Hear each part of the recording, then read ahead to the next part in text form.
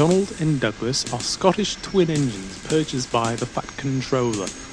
Only one engine was originally expected, but through hard work and a deputation led by Percy, the Fat Controller decided to keep them both. While the twins looked the same, they couldn't have been more different. While Donald was more loud, cheeky and rather quick-tempered, Douglas was more reserved and focused on his work. Both, however, worked hard and would always stick up for each other and help the other when need be. On a spring morning, the Fat Controller went to speak with them at the sheds.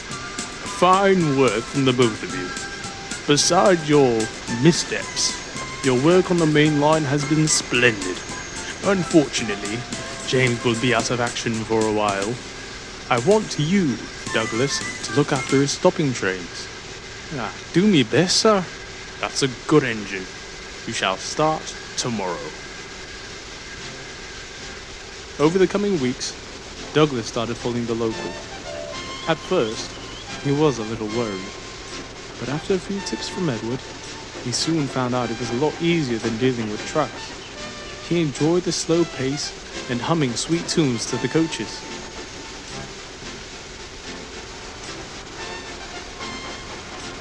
All of his trains were on time. Passengers were very pleased, and the Fat Controller was quite impressed. Donald, on the other hand, was struggling. His trains were getting heavier and heavier, and the trucks wouldn't stop being a nuisance. All of a sudden stopped searching for hot boxes, as well as the growing demand for goods. It was hard for one engine to keep up. Worse was when he would arrive back at the sheds, the engines would do nothing but praise Douglas. Of course, Douglas didn't let it get to his smoke box, but that didn't stop Donald from feeling jealous. Secretly, he was starting to miss his twin. After what seemed like ages, James finally returned. Do you like it? He said proudly. Definitely better than my last coat. Looks the same to me, Gordon grumbled. Definitely a step up from your last livery, teased Henry. Coal dust and grime. I could hear the screeching wooden brake blocks like it was yesterday. The engines laughed, but James was not impressed. These people know who I was. Anyways, when you were blue, people thought you were a smaller version of Gordon. Henry snarled at this. Please, your black paint made you fade into the background. If it wasn't for your whistle or the complaints, you wouldn't have looked any different from any other goods engine on the other rep. Henry cut off and looked over at Donald and Douglas, staring at him. No offense, you two, he said, abashed. While Donald was giving him a scowl, Douglas was rather thoughtful. You're not wrong, Douglas pondered. I think blue would make a nice change. Don't be silly, Dougie, laughed Donald. Douglas looked at his twin. I mean, we really never got a chance to wear any other color. Donald was cross. But we wouldn't look like twins anymore. We can both be repainted. I don't want to be blue. I like the way I look. This dull black paint, he said, glaring at Henry and James, serves as a reminder of where we came from and what we've been through. But you can't live in the past forever, don't you? Said Douglas calmly. Sometimes a change can be a good thing. Aye, like leaving me struggling on my own to be a passenger engine. It's not fair how you get all the praise while I'm breaking my axles just to keep up the work for two engines. If you want to be blue like Gordon, you can have it. I'm only doing what the Fat Controllers told me to do. Douglas snapped back. I thought you out of everybody would understand. And after all I did for you, bringing you here and giving you a home, I thought you would understand. I risked my tender for you to be here, and you don't even care. Donald held his breath. He regretted his words instantly. He looked around, taking in the shocked faces. No one knew. It was still a secret even after all these years. Donald then looked back at Douglas, ashamed. Without another word, Douglas left the sheds. The engines were silent. They didn't know what to make of the whole ordeal. One by one, however, they fell reluctantly asleep. Days passed. The calm winds of summer turned into a rainy autumn. The Fat Controller had decided to flip the timetables so James and Douglas could share the local. Douglas didn't mind, of course, but James was not pleased. "What's the point of getting a new coat of paint if nobody's going to be able to see it?" he said crossly. Douglas ignored him. He had bigger things on his mind. Ever since the fight at the sheds, Donald and Douglas completely ignored each other. Every time Douglas would come to the sheds, Donald would rather sleep outside or willingly offer to take the late-night goods rather than sleeping at the sheds with his twin.